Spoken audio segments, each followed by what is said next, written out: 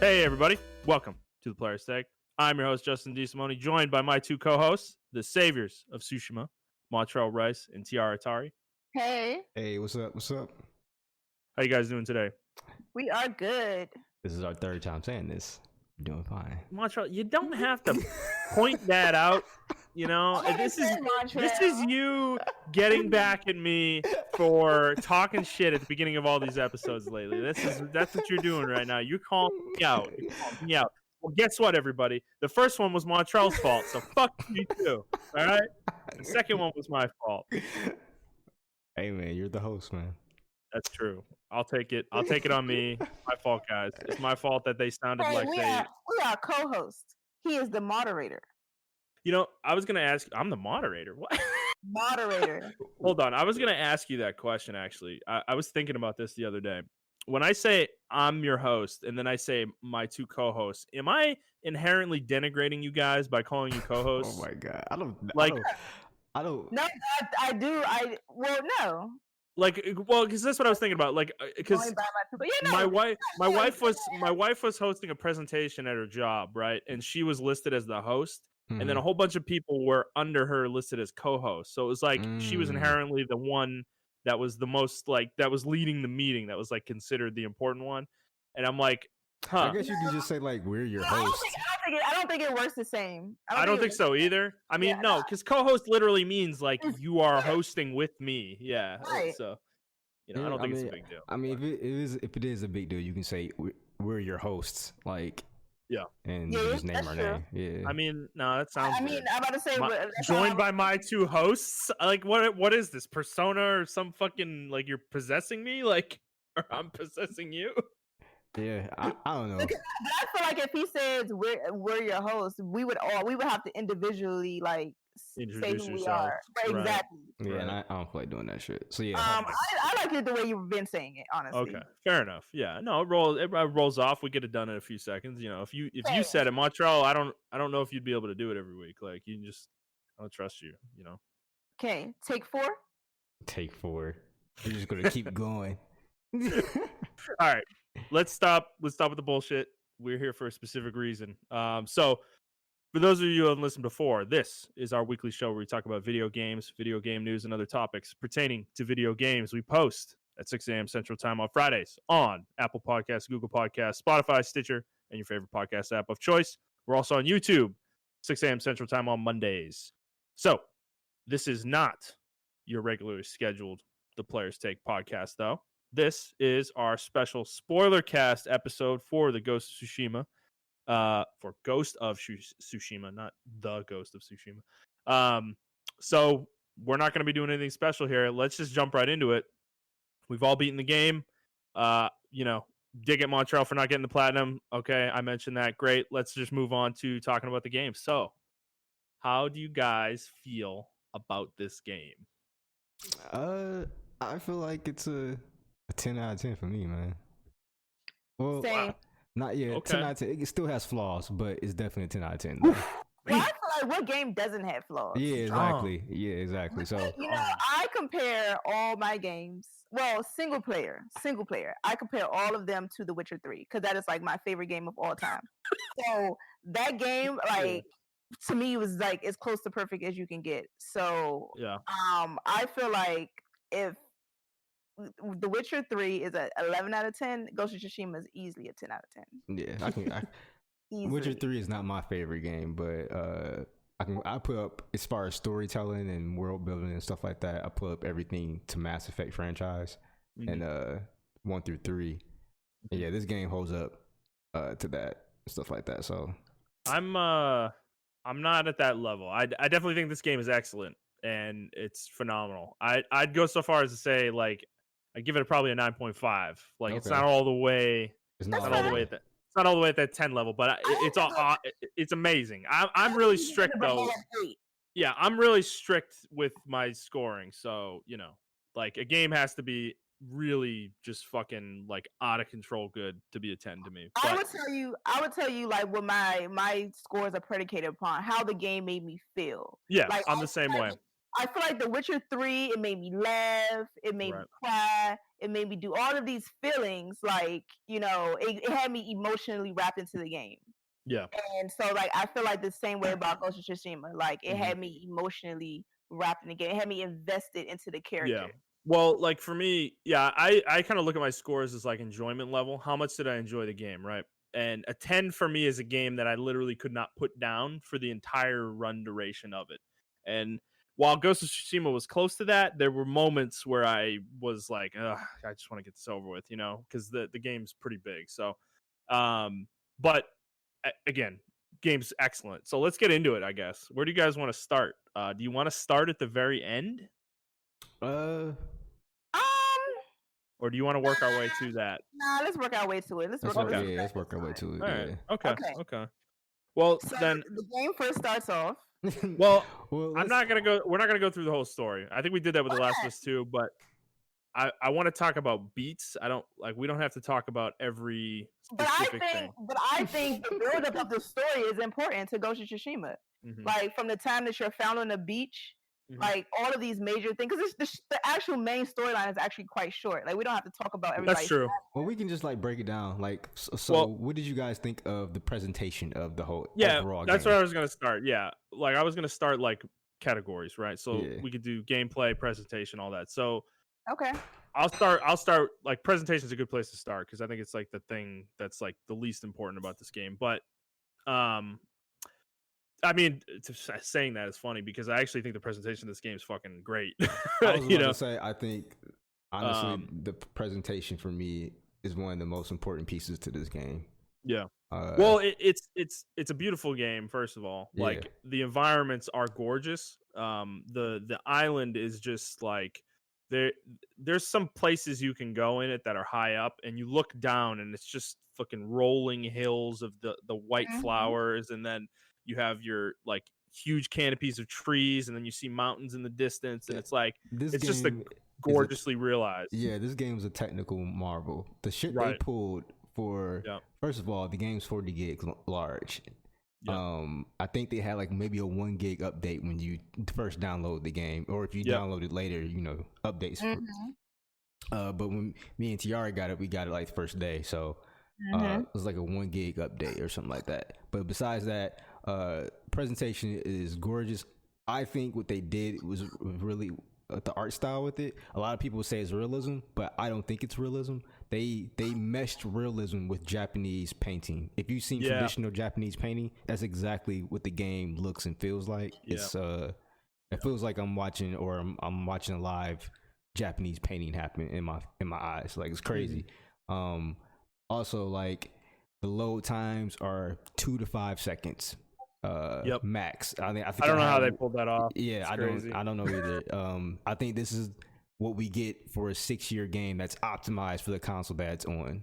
Yep. Like, this game was optimized for this shit. No, this game is the epitome of why console exclusives made by first party are important. They really display what true video game craftsmanship can be, because this game is, from a technical standpoint, is almost perfect in every way. It has some bugs, but in terms of performance, it's just like it's. I don't think any game on the console beats it personally. I'm not gonna say that. I mean, in terms of load times, the size of the game versus the like actual like gigabyte size, that's kind of what I'm talking about. Like, I don't know. I can't think of a game that did it better. Well, to me, for me, Death Stranding, like.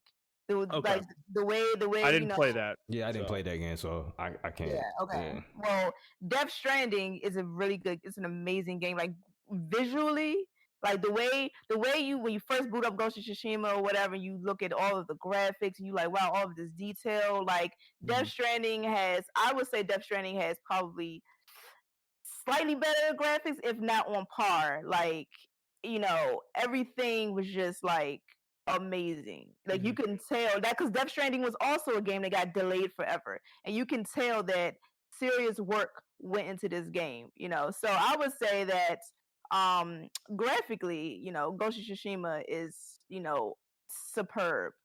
But I feel like PlayStation don't really miss when it comes to graphics. They don't.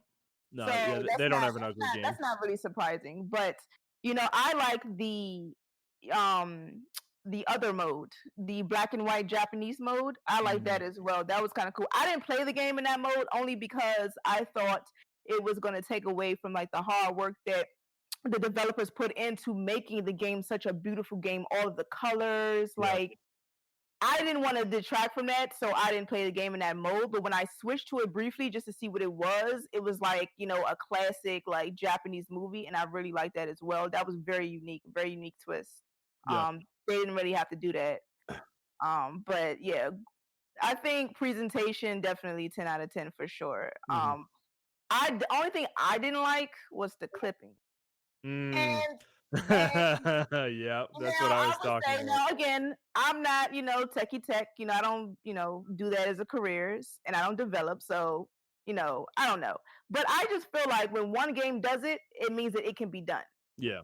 So I just feel like with this late in the game, like Ghost of Tsushima, there should have been no clipping. I'm surprised how bad the clipping is. The clipping was horrible. It was so bad. Yeah. It was so bad. Like, it really was. It was so bad. But like the assassinations are particularly bad. A lot of them. It was so bad. Combat's not that bad for the most part. But even when Jin is running, like you can just see the clipping. Like it was. So I would say that actually, that you gotta get down 2 points from that. So I would say presentation 8 out of 10 now. No, because clipping is a real thing. Like that's like I don't think the clipping was that bad as you guys are putting it. Dude, it was really noticeable. It was really bad. I'm not gonna lie. It was really noticeable. To you. And because I paid attention to the armor a lot, like all of the armor clipped, and it made no sense. So well, I didn't use I upgraded the armor to like level 4, but I always use like the level 1 or 2 version because it looks more stealthy and stuff, and that's the approach I was trying to go with. But I guess I still think the presentation was gorgeous, though. I still give it 10 out of 10. It's I don't think it's something that like takes away from the game. It's something I noticed. Take away from the game, but it's just like if you're OCD about that type of stuff, you'll notice it. Right. And the first time I noticed it, I was like, I didn't expect that out of this game. Where he like stabs how they see one of his animations where he like stabs him in the chin when you're coming out of the grass and they're in front of you or whatever, and you stab him in the chin. Yeah, a lot of the time that one just hits air and it's like the guy falls over and dies anyways, and it's like gurgling on the ground. It's like that's hard not to notice. So. But I do want to call out to the interface. I think the interface in this game is great. The menus are really snappy and useful, most of them, and there aren't too many of them. And then the actual interface when you're running around is very minimal for the most part, and I love that. I think that is an approach all games need to take, is making your interface as like small and unobtrusive as possible, because I think that's something that a lot of games have gotten crazy with. Like Ubisoft games, obviously they're always the one that you point out, but the main, they're the ones you'd make fun of because their interfaces are ridiculous. The huge mini map, all of these bars everywhere, all of this markers for everything, I would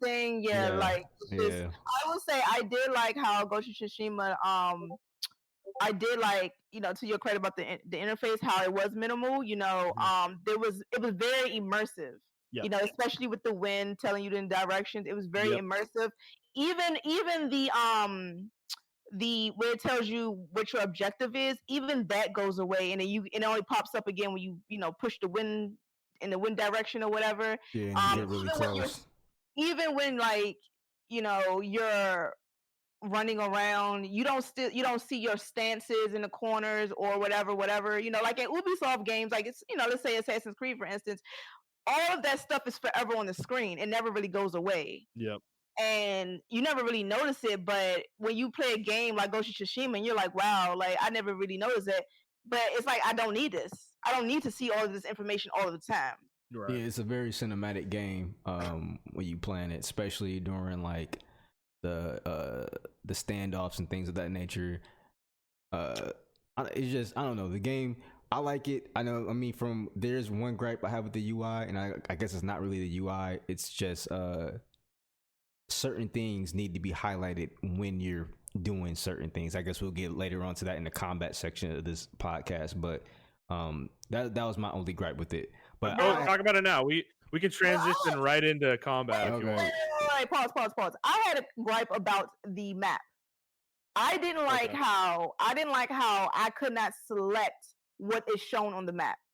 Like, for instance, like when I was going back, looking for Inari shrines or whatever, and I was trying to see which question marks or whatever. Like, I didn't like the fact that I could not choose what was shown on the map. That all of this stuff had to be shown on the map all the time. Like, that's what I didn't like. Like, when you pull up the main map, I didn't like that. Yeah. Well, how did you feel about the fog of war on the map? Did you like that? Or I didn't like that either. I didn't like that either because I get that it's more realistic that you got to actually go to these places. I get that, but I also think that it's very unnecessary. That's to Ubisoft's credit. I do like in Assassin's Creed those viewpoints. You sync them up, and then a big chunk of the map is revealed. Now, in the Ghost of Tsushima, a big chunk of the map is only revealed when you beat a huge area, when you liberate a huge area. That's it. But I felt like I was doing too much running around for no reason, just to defog the map, just to see where I was at. Yeah. And then what I didn't like was I spent all this time defogging the map just to liberate the area and have it defog automatically.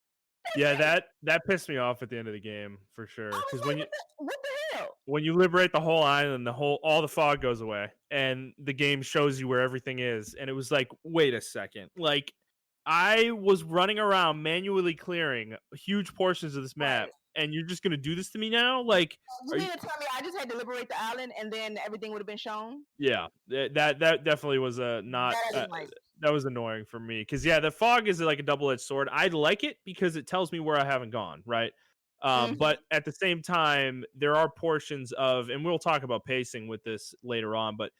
There are portions of Act 1 that is just like, for me, there was a huge slog at the end of Act 1 because a lot of the map wasn't revealed, and I was just running through fog trying to clear it, and it took me hours. It was crazy. So it was just hours of unnecessary play. But on top of that, it's about how little of the map actually gets defogged as you're running around. Like, I literally had to run around with it in the entire game. All of this cool armor that I got. I couldn't really wear it because I had to wear traveler's attire the entire time. The whole game.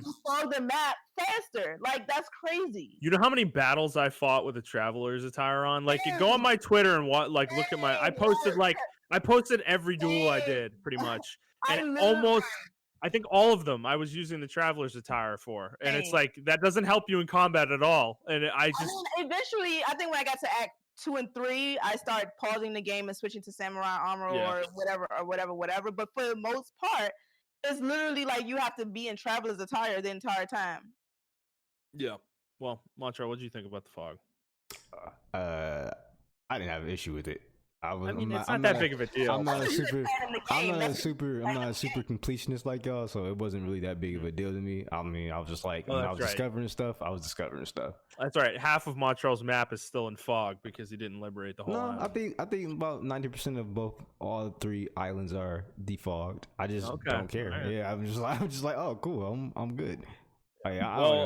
I'm an OCD completionist, and I think Tiara is as well. So it's just, I don't know. It's one of those things. But before I was interrupted by Miss Tiara, I think the presentation is cool. I did turn off my I played the entire game without seeing the enemy bars or anything like that, except for when you're dueling. Really? Yeah, I never actually knew you can do that. Yeah, I'll turn all the enemy HUDs off.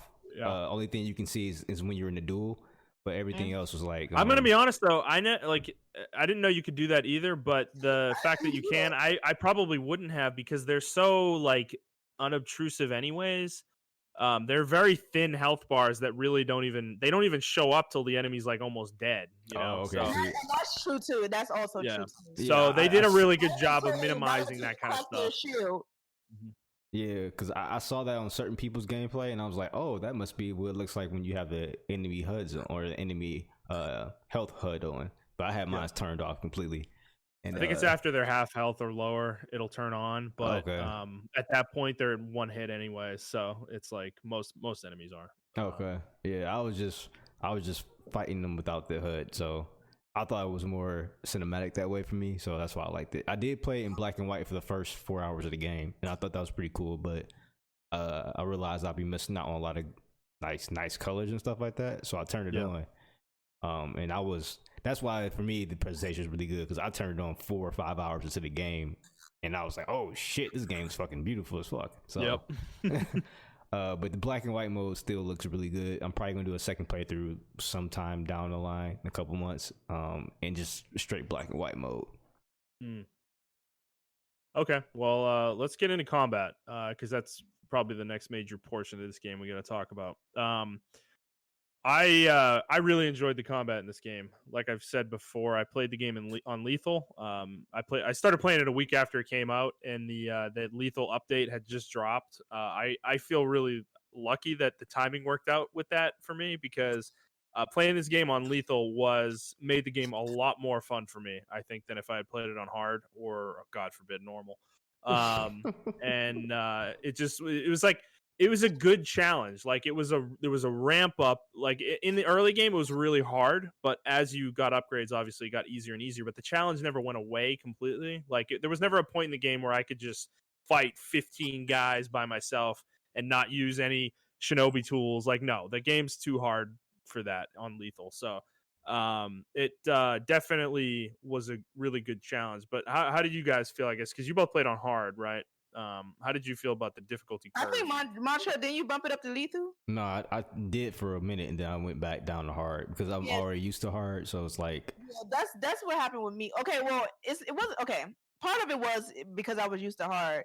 But I did play on lethal, and I did kind of get used to lethal. But what happened was, I didn't have time to keep redoing those duels. Like I told you, I was trying to get through Ghost of Tsushima so I can get back on Call of Duty. Yeah, same. So I just did not have time to invest into the learning curve of completing the whole entire game on lethal. Now, if I did what you did, Justin, I started the game on lethal, that would have been a different thing, because it was the same thing for us with hard. On hard mode, the game was hard in the beginning, but then after a while, it just became normal, and we was just like, all right, cool, you know. Yeah, right.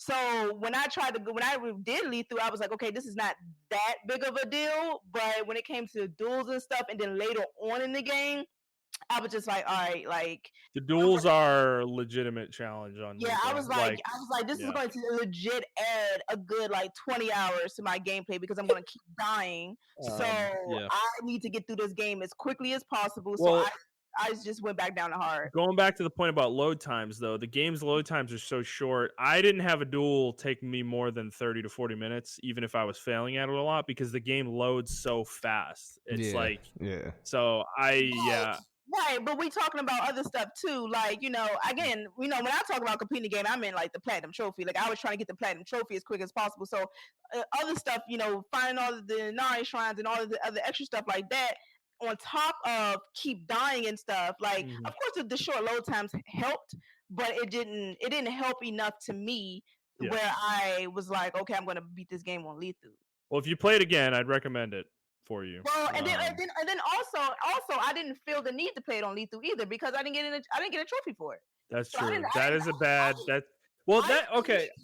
I want to ask you though, like, does it annoy you that they released Lethal literally a week after the game came out? Like, I didn't like that. With that. It annoyed me because I would have started on Lethal. Yeah, right. Yeah. I feel like you guys kind of got robbed of that experience a little bit, because I just got lucky that it lined up that way, and I would have been pissed though if the same thing had happened to me, because because I was excited to play it on Lethal. I was like, because at the time when Lethal had came out, we was a week into the game, and I was telling Montrell, I was like, yo, like, this is like, I hate to see what normal is, because this is kind of easy now. Like, I would hate to see what normal is. Well, I can't even fathom how easy normal is. I was excited. I thought it was going to give me like a extra challenge, and it did, but it was like, too much of an extra challenge when it came to certain things. I know we were joking about, like, I was joking about Ghost of Tsushima. Like, if you haven't beat Sekiro, then don't even touch Ghost of Tsushima. Like, I was joking. Ghost of Tsushima is not nowhere near as hard as Sekiro. It's not.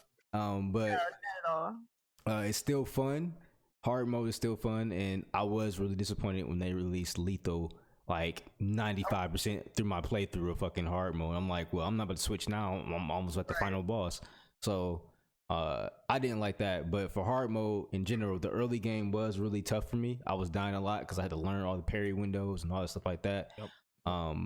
And the fast load times helped out with that. But then once things started to progress, it got a lot easier. I would say the ghost weapons kind of broke the game for me. I wasn't using them as much. I was using them in Act 3. Like Act 3 was nothing but ghost mode because with Act 2 and 1, I was doing Act 1 I was like pure samurai, and then Act 2 I was like ghost and samurai, and then Act 3 I was nothing but ghost.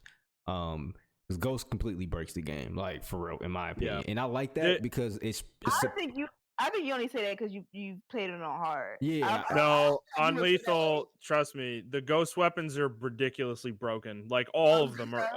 They're like they enable you to kill groups of enemies ridiculously quick. Like I was joking about taking on 20 guys at once by myself, but by Act 3, that's what I was doing. I was walking into forts and I would aggro every dude. And then I would throw kunai at one. I hit another with sticky bomb, and then it's just like you're just taking them apart. Like I don't know. I personally, I didn't. Maybe because I didn't rely too much on my ghost weapons. Even throughout the whole game, like I'd stand off with everybody, literally. Yeah. As soon as I I'm standing off with everybody, and so by you standing off with everybody, you know, you're no longer in stealth. So when you're done with that standoff, all of them are coming to you. You know what I'm saying? So like. I feel like I never really, you know, relied too much on the stealth part. The ghost weapons aren't used in stealth; they're used in combat. They're like the kunai and shit when you're throwing them and stuff. Like those are ghost. Those they consider those ghost weapons. Yeah, they consider those ghost weapons. Also use ghost. A smoke bomb is a ghost weapon. Like, I mean, you can also. I mean, they're different ghost weapons. They're not all used in combat. I use plenty of ghost weapons in stealth. But so, I mean, that's what we're saying though. We're saying the ghost weapons are broken in general. I know, but I was gonna say that I don't think that's what I'm saying. I don't think that they're broken. I think what probably made them, because what I would be considered to be broken would be the charms. That made certain weapons OP. Like for instance, I had this charm that was like, oh, the black bomb lit everybody on fire. I would throw a black bomb and light like 8 people on fire. Yeah. I actually didn't use the charms for me. The only one I really cared about was the making arrow shots silent. Oh yes, that one made stealth like completely transformed for me. I had a glass cannon build, so I really didn't. Once I got my glass cannon build, like I was taking people out, but I didn't have any barely defense. But once I got that, I liked that build, and I was mowing people down. I mean, I think the ghost weapons are broken depending on how you use them. I don't think they're inherently broken. I do think the smoke bomb is really broken because I can smoke bomb. So I can smoke bomb 6 enemies. Assassinate 3 dudes. Yeah, assassinate 3. You can smoke bomb and chain assassinate. Yeah, that's kind of. Oh, they're so broken. The smoke bomb. For sure in the middle of combat, and then if you get the charm that says it restores 25% of your health or 20% of your health or whatever, like, Yeah, and there also was a perk where you throw a smoke bomb and your health regenerates while you in smoke. Yep. So I mean, I just said that, Montrell. Oh, I thought you said it was a charm. Oh, I think there was a charm that enhanced that too on top of it. Okay. So there's both. I'm gonna be honest though, like playing through the whole game, I think the game's designed to make you feel powerful. Like because it's just everything is OP. The standoffs are OP. The ghost weapons are OP. Stealth is OP. The bow is OP. Like I think everything in the game is pretty much OP. I think, and that's I hope like I'm pretty sure reviewers they already did all this and everything. But like when actual reviewers reviewed the game, they had their 3-hour analysis of it. Hope they realized that the game was meant for you to be overpowered, because you were meant to be a legend.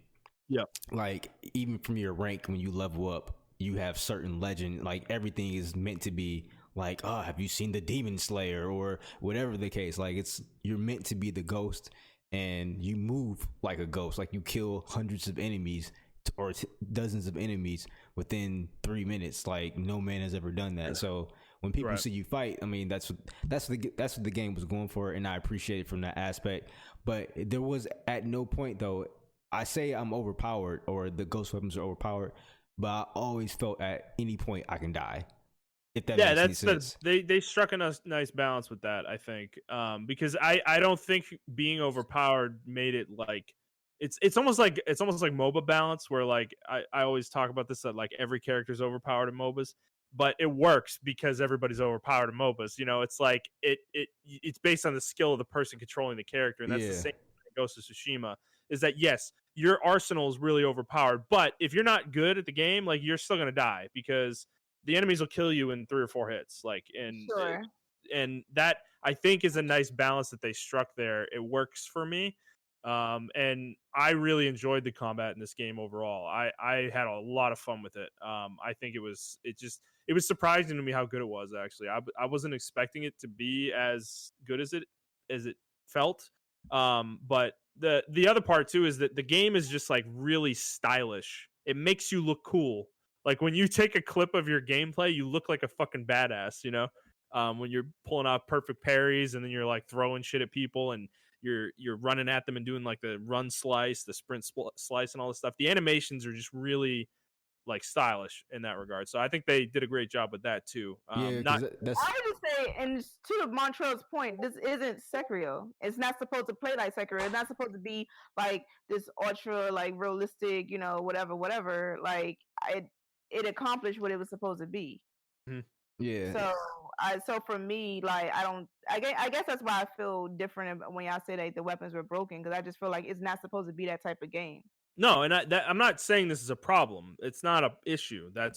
It's just the way the game is. And there's most action games are like this, like these third person action games. Most of them are like this. There's specific ones that are going for a difficulty curve that they're trying to make the game balance, but like not all games need to be like that. And this game is perfectly fine the way it is. I think there's still challenge there, even though you're really strong, and that's kind of what I'm looking for in this kind of game. So that's really all I meant. I don't think the game is like I'm not docking the game a point because it's not as hard as Sekiro. Like, no, I don't give a shit. Like, I don't want every game to be as hard as Sekiro, to be honest. Like, that would make gaming not fun at all. So I think this game's got what I'm saying really is that this game has a perfect like difficulty curve for me.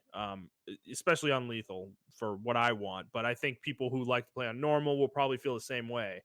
And people who like to play on hard will feel the same way, you know? Yeah. It's not that you're overpowered. It's just that when you know how to use your arsenal really well, you do feel overpowered. You have a lot of options available to you, and I like that.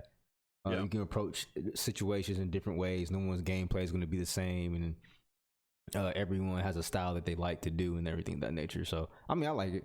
I thought it was really cool. I think one thing we skipped during the presentation part that also flows in with combat is the camera mode or the photo mode. I played with it a lot. I don't know if you guys did, but I played with it a hell of a lot. And the shit that you can do in this photo mode, I think other games already had some kind of mode like this where in PlayStation games, but I haven't played them like that to the degree. So this is my kind of like first time engaging in a photo mode that's like injected in the game to where you can pause it and just it doesn't really mess with the flow of the game or anything like that. I feel like Assassin's Creed does a really good Horizon had it too. It was the first PlayStation game, not the first one to have it, but the first one that had it that I remember people using it a lot, and I saw a lot of pictures on social media and stuff. And yeah, I think Assassin's Creed also has that too. So yeah, because I was playing it and you had like 20 different particle effects. You can put this change the percentage of how many particles are in the screen at once. You can add music if you want to. You can change the focal lens. You can change the view distance, the draw distance. Like it's crazy the amount of stuff you can do. The amount of stuff you can do in the game. And I really enjoyed that aspect of it. And it made my fights sometimes made my gameplay longer because I was taking pictures and taking videos and stuff like that. Well, you're good at it. I'm not. I'm going to say also Death Stranding has photo mode.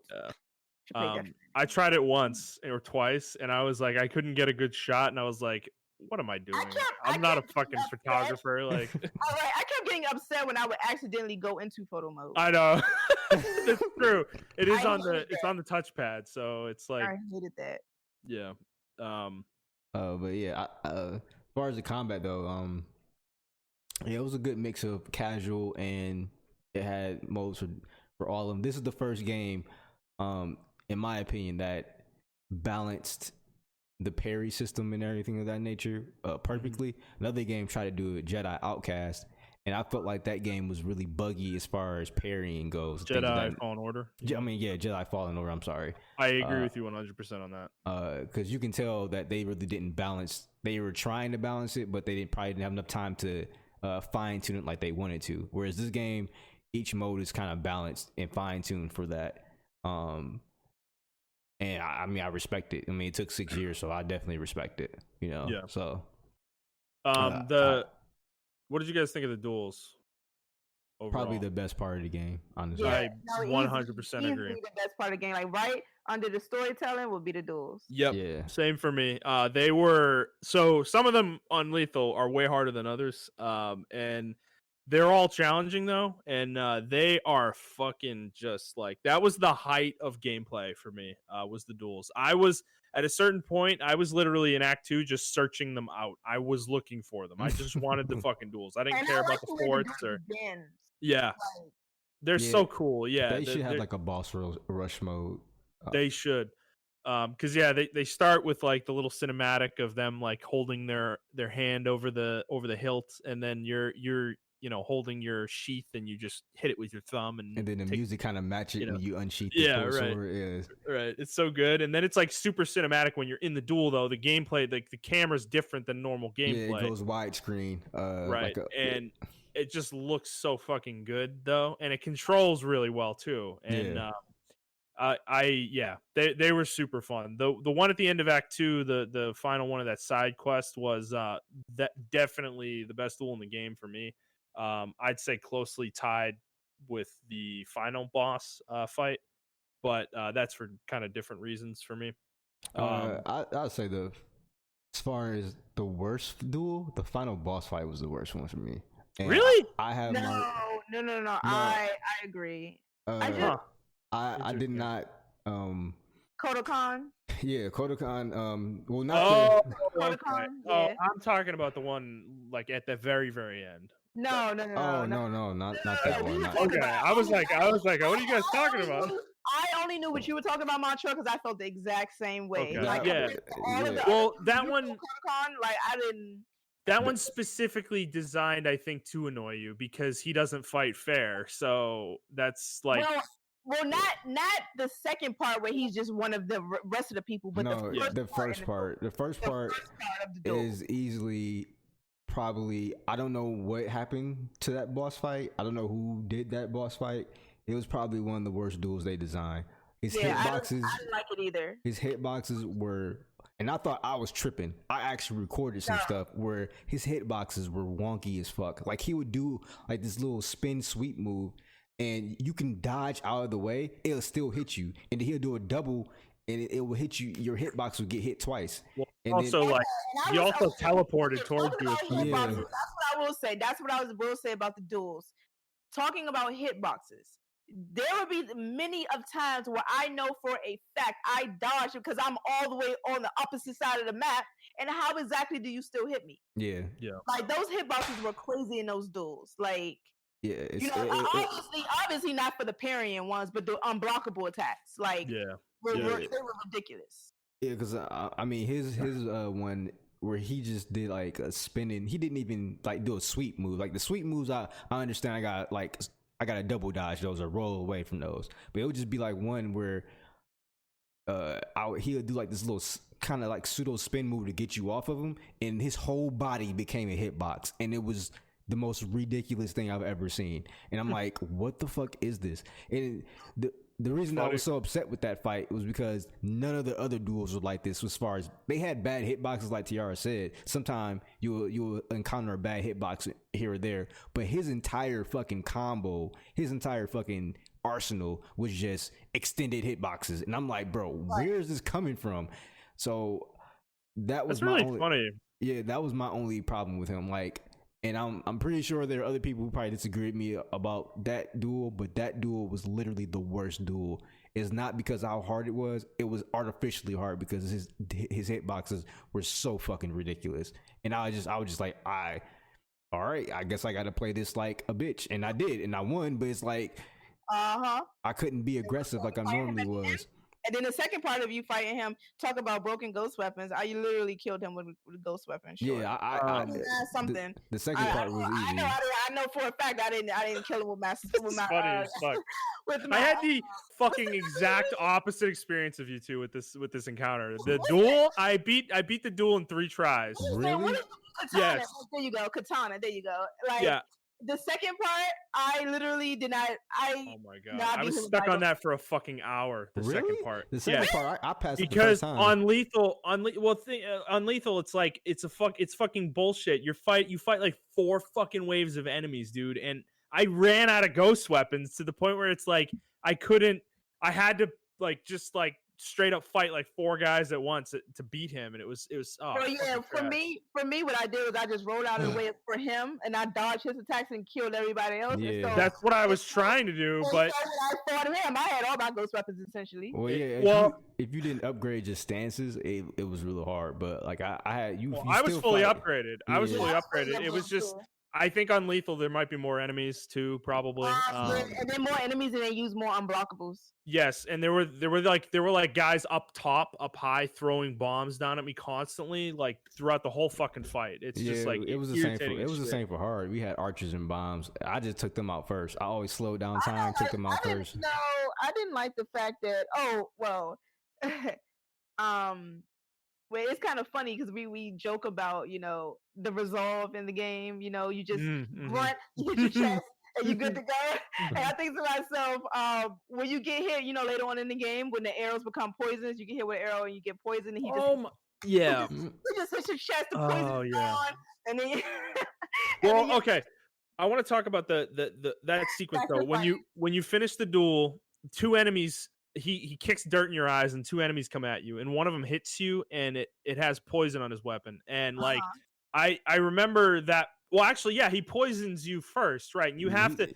It's so annoying that you have to actually kill an enemy before you get full control of your character back. You're like staggering around and your vision's like blurry and shit. I absolutely hated that part. That was annoying as fuck. That's why I just did not like. I thought. It was just really bad. That fight was like really bad for me. The first part in that, and then on top of that, it was anticlimactic. Like, yeah, it was. It definitely was. And but I think that was my problem. I had used a lot of my ghost weapons, and I didn't have high resolve at that point after I fought the duel. So I went into the final encounter very limited in what my options were, and it just was like it was a nightmare. Yeah. I didn't have enough ghost weapons to like carry me through it. So it was like there was a lot of having to fight archers while I'm fucking blocking this dude coming at me. It was tough. I got through it eventually, but it was I mean, I didn't mind the fight thematically. Like I like the fact that Coton ran away and like played dirty because that's his whole character, you know? And I thought it worked from that perspective. I just think in gameplay it was annoying. What? Say that again? Is that really his whole character though? Yeah, it is. He'll do whatever it takes to win. That's what he was. That's kind of what he was preaching the whole game, right? He was trying to convince Shimura in Act 1 that, you know, you have to do what it takes to win. Honor doesn't win you battles, you know. It's like, so I didn't. Sorry, go ahead. Yeah, but I think that's a bit different than like people like intentionally, like, you know how it's a difference between like doing what it takes to win and then somebody like intentionally fighting with dirty tricks, if that makes any sense. Like, do you have a dirty fighter who doesn't matter if they're stronger than their opponent or their opponent is strong, it doesn't matter what the situation is, that they're going to fight dirty regardless. And then you have people who are like, okay, you got to do whatever it takes. Like, if I'm fighting somebody stronger than me, then I got to do what it takes. It's a necessary evil, like Jen, for instance. It's a necessary evil for me to do these things. Yeah. So that's what I'm saying. Like, I don't really think that Koda Khan, I don't really feel like he's like a dirty fighter. Like, you know, I feel like he felt like he was overwhelmed like by Jen as the ghost and all the stuff that he was doing, and he felt like that's what he needed to do to win. But I think that because think about when he fought Jen the first time. When Jen got thrown off that bridge, you know. That was a straight up fight, but he didn't. At that point in time, he didn't think Jim was a threat. So, but that's what I'm saying. That's the difference. If he was a dirty fighter, he would have did dirty fighting things the first time he fought Jim, regardless if he thought Jim was a threat or not. Because he found Jim to be a threat at the end, he felt like he had to fight how he had to fight in order to win. yeah, And he didn't win, but right. Well, I mean, I don't know. I guess it depends on how you phrase it. I really don't care. The dude got on my fucking nerves. I'm glad he's dead. But I like the samurai fight at the end of the Ronin ones. That was That's what I was talking about. Yeah, that side quest. The guy, the last Straw Hat guy, he was pretty hard. And then the guy in the cave, he was really hard. Yeah, he was hard for me at least. I think the last Straw Hat guy that really depends on I think we all what order you went in, right? Because you can fight them in any order. Straw Hat guys. The one in the flowers, that was the hardest one for me. The one in the red flowers, like in the middle of the marsh. Yeah. Oh, I fought the one that was like, kind of in the hills, in the trees. Yeah. Because my last one was the one that you fight in the water. Oh, okay. Yeah. Well, there's two in the water. I think. Well, the one is kind of like not in the water. Next to the waterfall. Not that one. The crashing waves one, the one that's on the shore. Yeah, crashing waves on the shore. Yes, yeah, that's in the middle of a shrine. Yeah, exactly. And so so when y'all kept saying the last Straw Hat guy, I thought y'all automatically meant the person in the cave because the last Straw Hat guy could have been anybody. That's what I was talking about. Yeah. So I was talking about the cave person too. Okay, yeah, the cave dude, he was Well, he was intentionally harder. He had a larger health bar. His fight was longer than any of the other fights as well. So yeah, and he introduced a couple of new moves because I will tell you, after you beat those Straw Hats and you find them like as regular enemies, those motherfuckers are hard. I use ghost weapons against them. Hard. I do not fight fair with them at all. And I think it's so crazy because I think to myself, I thought Russo was hard, and actually Russo was kind of hard because you fight Russo twice. And I remember I was like, dang, Russo's hard. And then all them Straw Hat guys was just like, well, they're basically fighting like the duels. Like, I would hate. I mean, but it makes sense though because they're Ronin, so it makes sense. Yeah. And I was thinking to myself, like, I hate it. Like, literally hate it. When it was a standoff and I saw them Straw Hat guys there, I was like, yes, I lucked up because I'm not trying to fight these guys. These guys, they use the same. They fight the same way you do. They're good in the standoffs though too. They're hard to read sometimes. Oh yeah, they are. One of them fainted like 4 times. Yep. Really? And then and then their sword swipes are faster than the Mongol ones too. Yes. So they can be tough back to back to back, especially when you get the fifth. You unlock the full standoff. Yeah. I don't know if y'all noticed that the standoffs, like the timing windows, like depended upon the angle that you were at. Yes, it did. Yeah, it did. Because sometimes the angles people just kill me quickly. I'm like, what the hell? The spear dudes were the most egregious motherfuckers. Yeah, and then sometimes they would be far away enough where like you can see them coming. I mean, the first person. You know, that's what I mean. The first person you start off the standoff with. Like depending on the angle of the way the standoff begins, depending on the angle depends on like how quickly from them attacking you to you releasing the triangle button. Well, also the guys you kill, the Sakai armor really revealed the problems with the standoff mechanic is that once you kill 4 guys and they're all just standing there in your fucking way, you can't see the enemy anymore. And it's like depending on the angle of the camera, you literally cannot see the fucking enemy. Like it was definitely annoying at a certain point for me. And yeah, back to the Ronin real quick. Those motherfuckers, I kill them with bows and arrows. I would just shoot them in the head. So that was my tactic with those guys. Like, because they just run at you and they line up. They line up the headshots really easily. So I fought quite a number straight up. But like, yeah, if there were too many of them though, kunai is an insta kill basically. So on those guys. Or 2 kunai. Yeah. Well, no, what I mean is like I throw one, it staggers them, and then I go kill them with like a sword swipe. Oh, okay. I got you. Yeah, but the kunai eventually are a one shot on like the archers, which is fucking awesome. Because it's just like they're so archers annoying. Are just so annoying. I mean, they are. And at one point in time, they stop telling you when they're gonna shoot. And they just shoot. Yeah. And they just shoot you. The number of times I heard the word dozo, I want to fucking kill myself. I was like, you hear that dozo, and you're like, bro, where are you? I'm gonna murder you. Like, honestly, I'm gonna be honest. Like, the archer dudes they were annoying, but the most annoying dudes for me was the halberd dudes. Those motherfuckers. Yes. In Act 2 and 3, they are super frustrating. They didn't really bother me too much because when you get the wind stance, you get the automatic parry if you attack. Like, it's just when you fighting other people, like they'll just come out of nowhere and like poke, and it's like, dude, what the fuck? Annoying to me. The horizontal swipe is so fast. When they hit you with the unblockable, I think that's annoying. Yeah. But them archers, and I used to deflect a lot of the arrows. You just by holding block. Yeah, I would just deflect a lot of the arrows, but as soon as I hear that, I'm rolling out the way. I'm rolling, trying to figure out where the archer is, and I'm rolling towards them. Like, those archers were annoying, especially the ones with the special arrows, like the heavy arrows or the explosive arrows, the flame arrows, and especially if you get on fire and you're in the grass and all the grass catches on fire. Like, that never happened to me, but damn, that does sound bad. A couple times.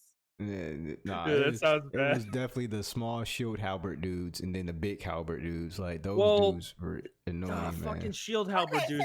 They're annoying. You can't hit them unless they've attacked. Like, unless you block or dodge their attack, you cannot hit them. They will block you with that hand shield endlessly. Yeah. And then also the shield halberd dudes also like annoy me because I didn't know what stance to use. It's like, do I use the water stance for the shield or do I use the wind stance for the spear thingy? Like, so that's what irritated me about Kato Khan, because I didn't know he's considered a brute. So I'm like, I had to mean, use the brute stance against him. Brute.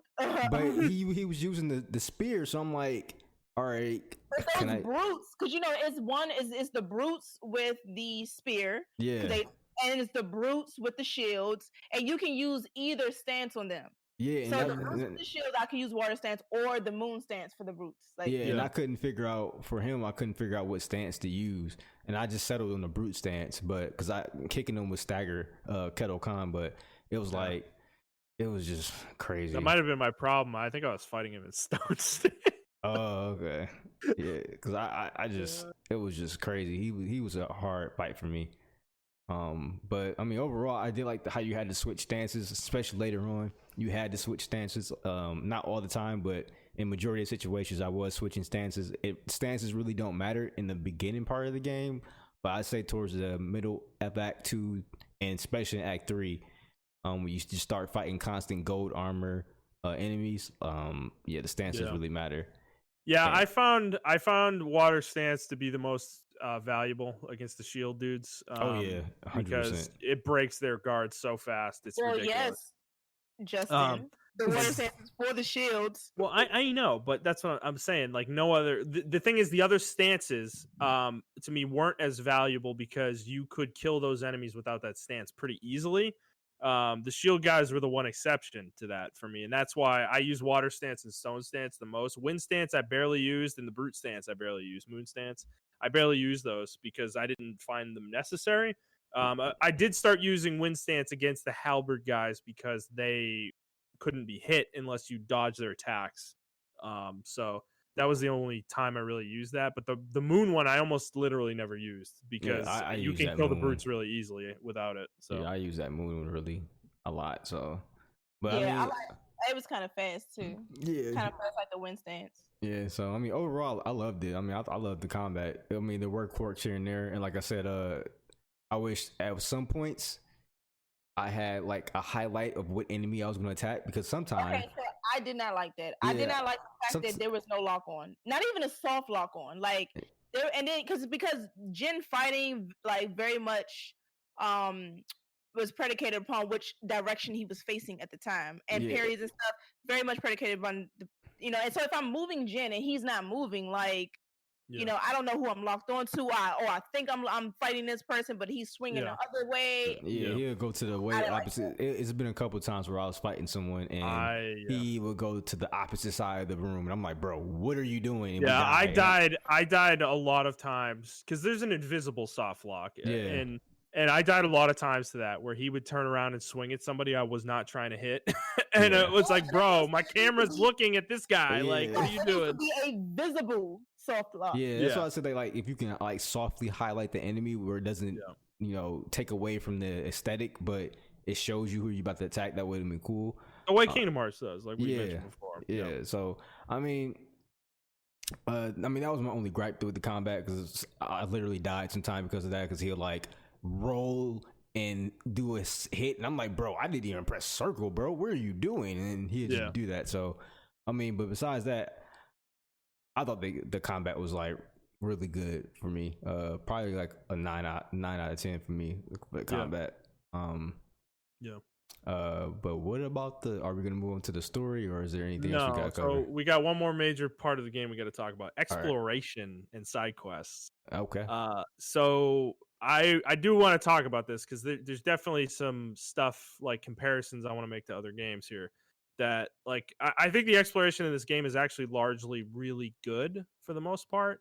There are exceptions to that, where, like I said, Act 1, the end of Act 1, I think so. I want to talk about pacing, I guess, in relation to this. So what was your favorite act in terms of exploration for you guys? Mine was Act 2. 2. Mm-hmm. Actually, mine was Act 1. Okay. I can see why you'd say Act 1. Act 1 is a great introduction to the game, and I think it's a really cool way to start. It's so large, there's so much to do, that the game feels like insanely massive in Act 1. But for me, I felt like the pacing in Act 1 just didn't work, because there's too much landmass to explore versus the amount of stuff you had to do in it. So there was a huge portion at the end of Act 1 that I was running around manually clearing fog, because there weren't enough forts, quests, and whatnot for me to, and other activities to like carry me through exploring most of the island before that point. And that made that part of the game a slog for me, for sure. Yeah, I would definitely say Act 2 was my favorite for the same reason. Because after I did everything in Act 1, it was like, okay, where I still got a large portion of the map to like defog, and then now it just becomes tedious. Whereas in Act 2, I felt like I did a lot of defogging through missions. Yep, through missions, and the forts are excellently placed. Right, and it didn't feel like I was I didn't do any manual clearing in Act 2. I did zero manual clearing in Act 2. Same. That's how well designed that part of the game. And then of course you did zero in Act 3, because the Act 3 was smaller than the rest. Because I liberated the island, then it full cleared itself. So. and that also is true too. If it hadn't, Act 3 would have sucked, actually, because Act 3's actually got a really large landmass, but there's fucking nothing to do in Act 3 almost. Like there's maybe 10 quests and like a handful of forts. There's really not much in Act 3. No, yeah, definitely. I would say that I had the intention of clearing the map, even though I knew, okay, once I, liberate this area, everything's gonna pop up. I had the intention of clearing everything on the map beforehand, so that when the goal was to like defeat the game and then be done with it. But after I beat the game, I still had a couple other trophies to get. But for the most part, I did not want to be defogging the map after I beat the game. Like I knew for a fact that's not what I wanted to do. So I was like, I gotta get all this stuff done ahead of time, so that when I get to this main quest, I already know this is where the con is. This is gonna be the last area to be liberated. So I already know, like, when I beat this, the whole island is gonna unlock. Yeah. But yeah, definitely Act 2. Okay, Montrell. No, I already said Act 1. I mean, I thought you didn't say why though. Oh well, yeah. Because I thought the exploration was better in Act 1, in my opinion. I mean, I know y'all said like clearing was better, but I feel totally different. I feel like maybe because I was trying to follow a certain route, I was trying to get certain things, so I was all over that place in Act 2. But Act 1, I feel like I was clearing the game led me to the bottom side of the map, and I was clearing stuff towards that bottom, and then it led me to the top side of the map with the story and the missions, and then I cleared the top side of the map. So by the time I got done with Act 1, my entire map was clear. So that's why it's kind of weird y'all said y'all had to manually clear, because by the time I got done with it, I was my entire Act 1 was clear. I actually 100% Act 1. If they had percentages, I would have 100% Act 1, because it's entirely clear. But Act 2, I started to kind of like, I wanted to kind of beat the game, so I was like kind of skipping things here and there and just trying to get through it and stuff like that. So it's probably why I have different feelings towards it, in my opinion. Yeah, I mean, I like Act 1 a lot. It definitely has the prettiest environment in the game. I think Act 2 is probably the ugliest in terms of, because this is like half of it's marshland and like rice fields and shit. And Act 3 is pretty cool. It's mostly like snowy mountain terrain though. I like Act 1 for, like, I do like Act 1 a lot. I just think it was like almost, it was just a little too big. Like, I think it needed to be a little smaller personally, but I want to ask you guys about the side quests too in the game, the way the side quest system works. How do you guys, did you guys like a lot of the side quests relative to the main quest? Yeah. I like, well, okay, so side quests, we're talking about your companion side quests, or those, and then the random ones that random NPCs give okay, you. so the random side quests, okay. Okay, so the random side quest was, was cool or whatever, for fogging, like defogging the map or whatever. I did like how I would come across random people being tied up and they would tell me something about something in Mongols here, and I gotta go there to defeat. I did like how the immersion of the side quest popping up. I did like that way, but what I didn't like was I feel like the side quests were a bit tedious, because I'm thinking to myself, I'm this important person, I'm trying to defeat the Khan, I'm trying to save my uncle, I'm trying to do all this stuff. Like, now I gotta go like all the way over here to help you because your brother don't did this, and it just like it seemed very trivial. It seemed like if I was Batman, it's like, can't you just get Robin to do that? Can't you just get, like somebody else to do that? Honestly, like, Yuna, can you help these people? Like, I mean, that's how I felt. I just really felt like it kind of was like unreasonable. Like, it's like, I get it, gameplay wise, I get it, but story wise, it was kind of unreasonable. Honestly, the only ones that was kind of reasonable was your companions' side quest, and even their side quest was kind of unreasonable. What I would say about the side quest for the companions is what I wish would have happened was, and I know it didn't happen, but even though I completed the companions quest as I went along, like I would complete their quest first and then complete the main quest. So it flowed with the story, but at the same time, when I think about their individual storylines, like Monster Cow's quest for revenge, really it's just like, I get it, but we're hunting down these people when I need to to do this. What I wish would have happened was, if you did not complete their request, that it would have had repercussions later on, because I know for a fact it doesn't. Because you can complete everything after the game. But imagine their help. You go through all this stuff and you get to the end, and you're like, okay, I need you to help me fight the Khan, and they're like, why would I do that? You didn't help me. See what I'm saying? So that's how. But the game is made for you to, if you complete the companion quest, first, and then do the main quest, it makes sense, because it's like, okay, as Jen, I helped you out, I helped you complete whatever quest you wanted, now I need your help, and so it flowed. The completionist games, the play style, it flowed. But I wish, if I was to choose to not do that, I wish when it came to rescuing my uncle in Act 1, or getting back Castle Shamor in Act 2, defeating the Khan in Act 3, I wish those three things, if I didn't do those quests, I would have not had that help.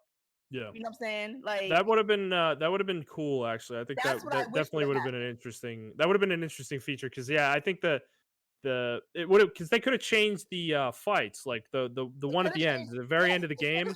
Like, imagine trying to do that without any of your allies helping you, right?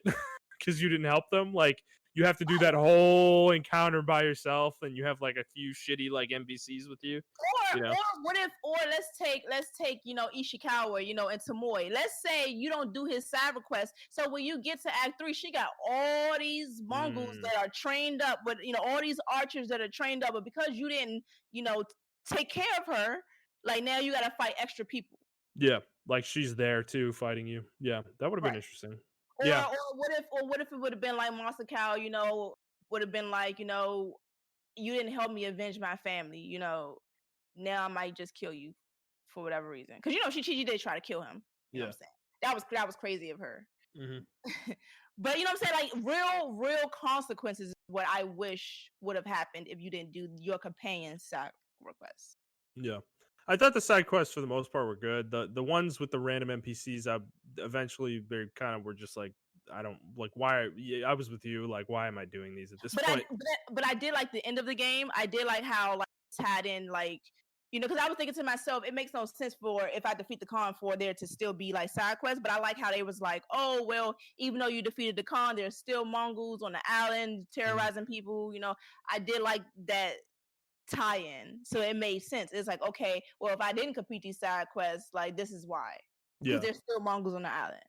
Yeah, and the ones with the characters, the side character quests, I liked a lot of those. Most of those, for the most part, I liked them a lot. Norio's was probably the one I liked the least. His whole storyline was really. I didn't care for him, honestly. Yeah, I didn't either. Character development just wasn't realistic for me. Yeah.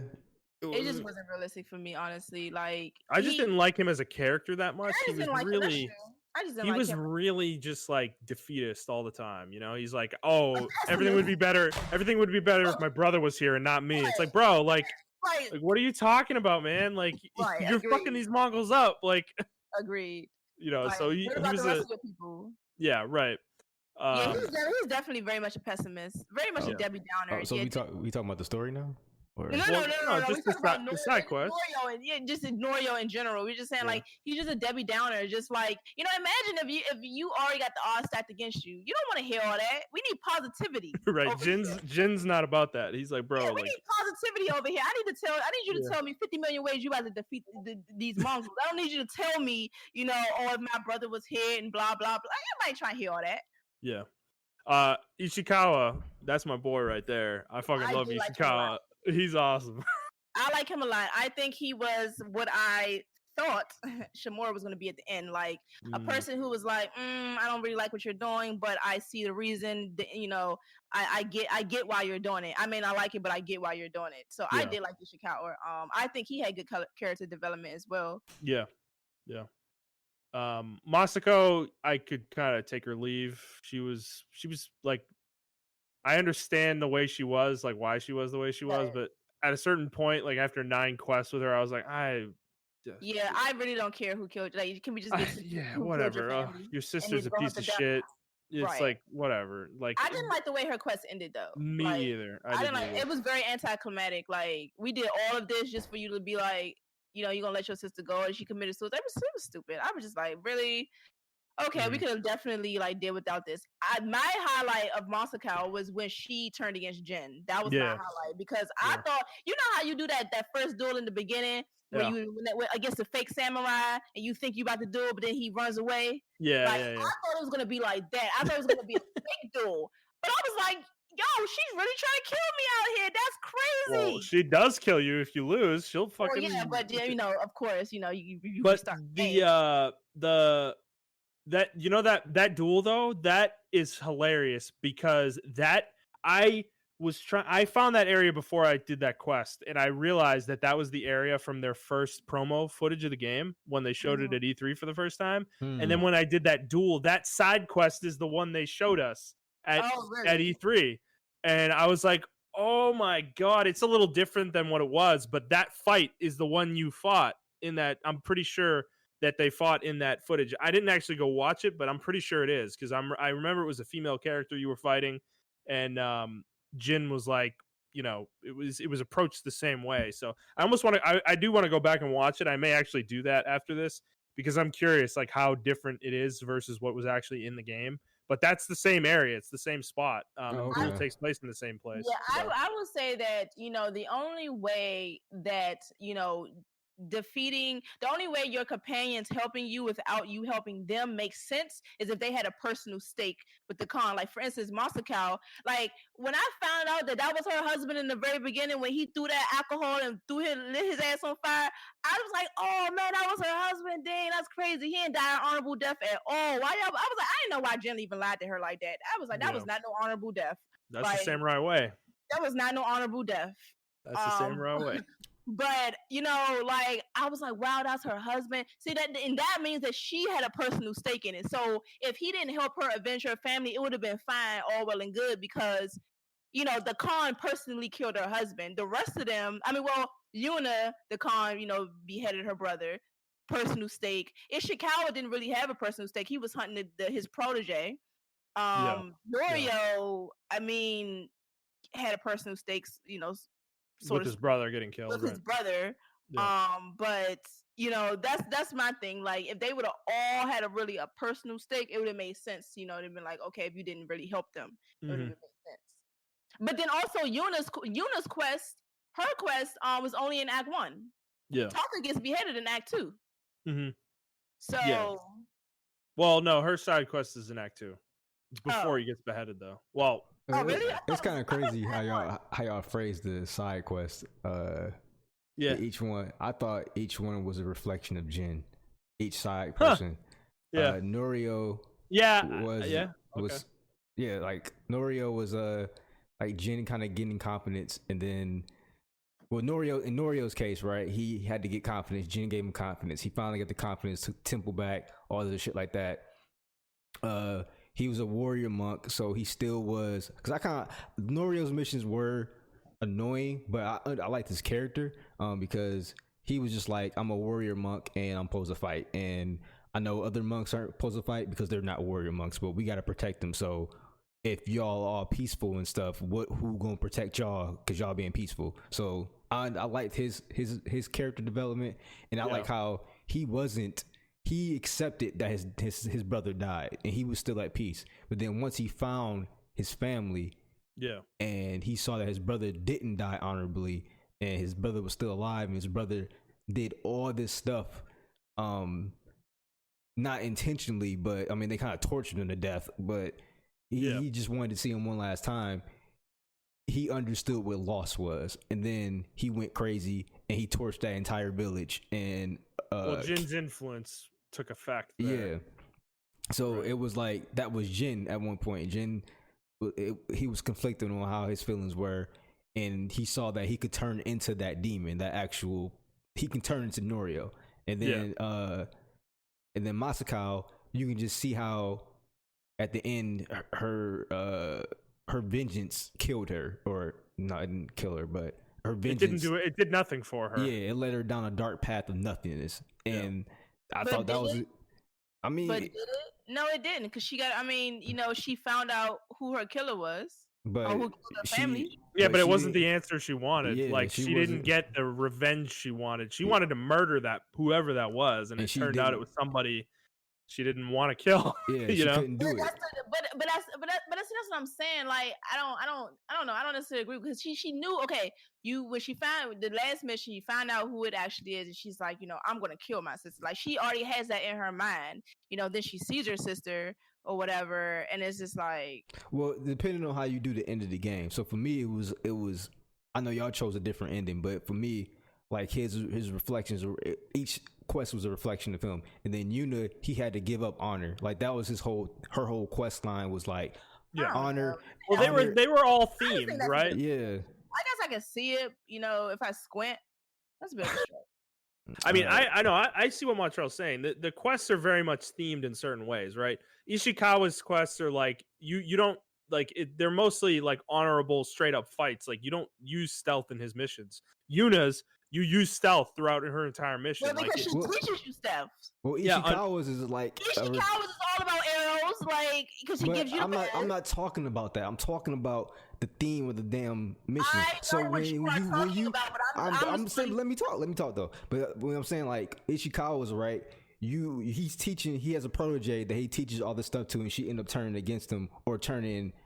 How that mission ends or whatever. But he was fueled by vengeance, or not vengeance, but he's fueled by duty and honor, that he's like, yo, Jin, you might want to not consider this, because I wish I had a family at the end of the day.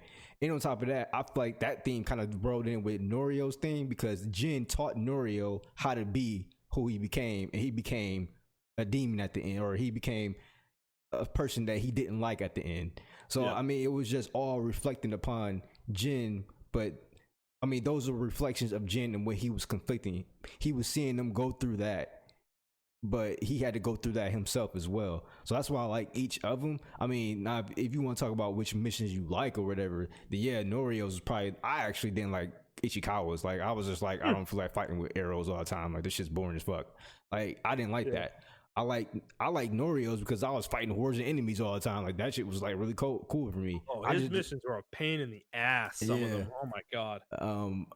I really like Yuna's because of the stealth, but I like Yuna's for different reasons because it was showing like how when she sent you to certain places, like your status didn't matter. Like you're a samurai, but we are like just regular folks, bro. Like I don't care. I don't care about that. I have to worry about where I'm going to get my next meal. Like, and that's what I liked about the side missions with the people, because they had everyday lives. Like, they call you and each tier of each act with the side missions as well. You saw how they treated you. Tier 1, Act 1, everyone's referring to you as my lord. Tier 2, some people like my lord, and then some people like the ghost. Tier 3, you are the ghost. Like you're the ghost now, and it shows how his status really didn't, that samurai status really didn't matter to the people because they were being ruled by them. And they're just like, y'all just the samurai. Like, y'all may think y'all fighting for us, but we actually don't care. We just trying to survive. And a lot of the side missions showed that they were hunted. They were getting. They didn't care about that they were samurai. In their minds, the samurai were all but gone. Like they all died except Jin. Remember, Jin was the last samurai. Everybody's like, and remember in Act 1, you're like going into these places, and everybody's like, oh my god, there's a samurai. There's still one of you alive. Like I thought they all died at Komodo Beach. Like. So I don't think it's that people. They genuinely didn't care. They didn't care because they consider samurai royalty, and who are we to them but lonely peasants? And like that's the way they talked. And even when you did a mission for them, they're like, "Oh, you're doing this for me? Like I'm just a peasant, bro." Like and he's like, "No, I'm gonna do it for you. Like what you want me to do?" So I like how the side missions, even though they were tedious, they gave a lot of character and world building to it. And that's why I did them, because like the only side mission I can remember that I hated was when it was in like the little fishing village, and the girl ended up like, saying like, oh, I did this for bandits, and I used to, act helpless on the streets, and then the bandits would come rob the people that try to help me. And then you do all this and you come back to the village and she killed herself. And I'm like, I guess, bro, like that was whatever. She was trying to atone for all the bad she did, but whatever. I don't care. Like that was a bad mission for me. But a lot of the other side missions, like it just really showed me how if samurai, kind of like how we view the military, how average people today view the military. Like I'm pretty sure, like way back if we go in the future or whatever, people were like, oh man, I bet you those Navy SEAL people were like cool, but us normal people were just like I haven't really encountered one like that. And if I do, I'll be like, thank you for your service, but it's not like I'm looking up to them. Like it kind of broke down the trope of what a samurai was by playing those side missions, because a lot of people look at samurai as like this high honor figure and they're doing the good for the good of the people and everything. The people look up to them, where in actuality, the people are just trying to live. They don't really care about the samurai. Honestly, they can care less about the war. They just want to live. I mean, they hate the Mongols because they're killing their people. But if the Mongols weren't killing their people, would the people of the land really care? Like, and that's what I think the theme was. Like, I think the theme was just like, this is for the people. And you can see that from the side missions that you take, even all the way up to the main missions whenever we talk about that. But from the side missions, they just really show the characterization of the world and how Jin's perspective of everything slowly changed. Because even during the war, during the second act, you still had child trafficking going on. We had to kill that dude who's like, I got what you need. You want a boy, girl, child, whatever. Oh man, yeah. And that's still going on. That straw hat guy. Yeah, that's still going on during this time.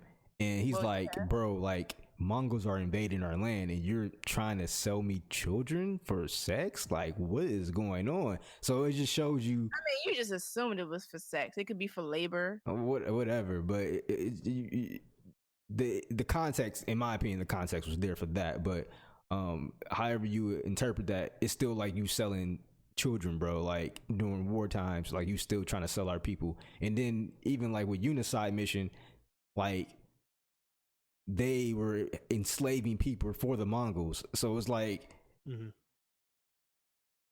they really didn't care about the land. They just cared about the money and the opportunity and things of that nature. So I don't know. I thought the side missions were really gray as far as like morality goes and who samurai really are to you compared to, or who samurai really are to the people, and how the samurai think of the people.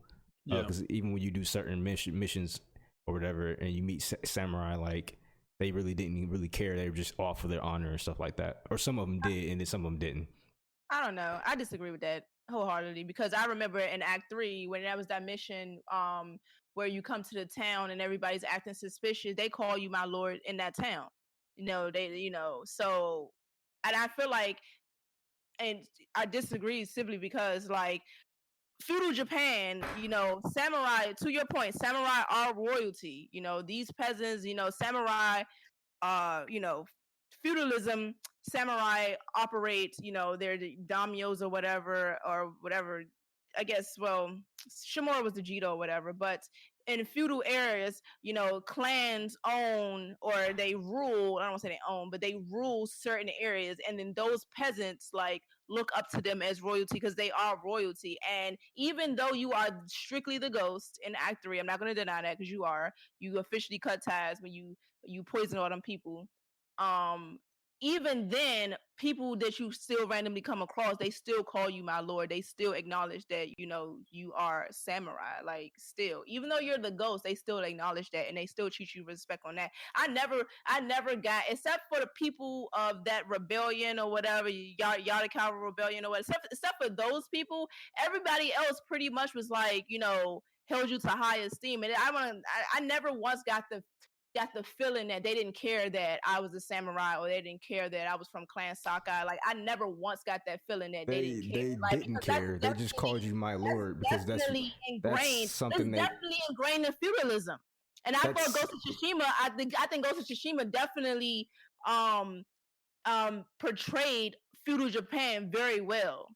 Like, of course, did, but you misinterpreting what I'm saying. I'm not saying they cared about him. They didn't care. They just called him that because they had to. Like, they legitimately didn't fucking care if he was my lord or not. They acknowledged him as my lord, but they did not care about the samurai, what they were doing. Like, they just legitimately didn't care. They were just trying to fucking live. If they came across a samurai and they didn't address him as my lord, maybe they got their hand chopped off or whatever the fuck, I don't know, but they had to address him a certain. Samurai were people that were held in high esteem. It's like seeing a celebrity. Like, like, you care.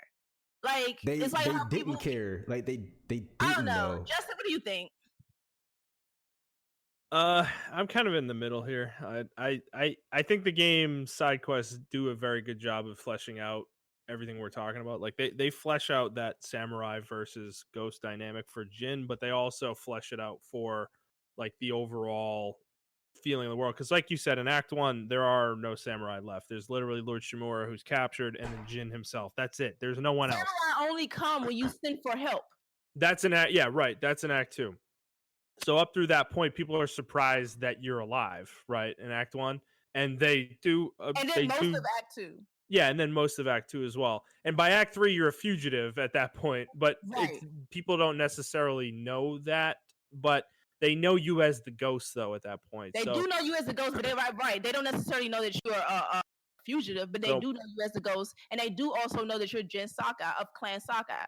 And my memory of Act 3 is that there are some people that say my lord and some people that just say, oh, you're the ghost. Like, there are, it's kind of a grab bag. So it does change. I mean, we're getting into semantics about who said the ghost and who said my lord. I'm just saying, as the progression went for side missions, that you slowly became the lord into the ghost. And even sometimes Jin would say, don't even call me that. I'm saying. Like, I saw that change as well. It wasn't I was just saying like, I'm not saying that it didn't. I'm not saying it was like a slow progression. I'm not saying like the whole game was that theme. I'm just saying like you saw the progression from him personally becoming just through other people and through the side missions, how they addressed him and how they talked to him. But to say that they didn't care is like. But some of them legitimately didn't care. Okay, some, but not the whole. But I didn't overall. say the whole overall arching theme. I just said some of them didn't care who you were, and it showed that. It showed that a lot of them sometimes didn't care. They just wanted to either help their family or try to get their next meal. They addressed you as my lord, but they really didn't care. Whoever, it could have been a Ronin who came along and helped them out. They just wanted help. Like, that's legitimately what it was. Like, they can care less if you was the ghost or the samurai. The only person that cared about the status was the actual samurai. The people don't care about that, and you figure that out. You see that through the side missions, that the people don't actually care who you are as long as you are fighting for them. They can care less if you're a samurai, a ninja, a Ronin, or hell, maybe you a fugitive double spy Mongol. If you was helping them, they was for you. Like that, and it is what it is on that. That's how I feel. Well, again, I disagree. Even because I remember when you first become the ghost, like when you first start doing ghost like stuff, people are scared of you. People are like, "Oh my god, he's like a demon." Like, this is not what a samurai is supposed to be. Like, because samurai matters to them. Like, what a samurai is, with their vision of what a samurai is, that matters. And that's what Shimura kept trying to tell Jin. Like, you are supposed to be this beacon for the people. The people look up to you for hope. The people look up to you for XYZ of whatever a samurai is supposed to be, an extension of the shogunate. So, like, to say that they simply didn't care about who you was, a random Ronin can come along. Sure, I mean, if I'm in dire need, sure. But to say that they didn't care about your status as a samurai, I disagree. Hey guys, this is Justin from the Player's Take. This spoilercast went a bit long. We ended up going 3 full hours on this game, so we are splitting this episode into 2 parts. This first part that you've already heard, and then the next part, which is going to be all about story, is the back half, the back hour and a half of the spoilercast. So we're cutting it off here, but we'll be back in a few days with the next spoiler cast. So hope you enjoyed this one, and we'll see you on the next one. All right, bye.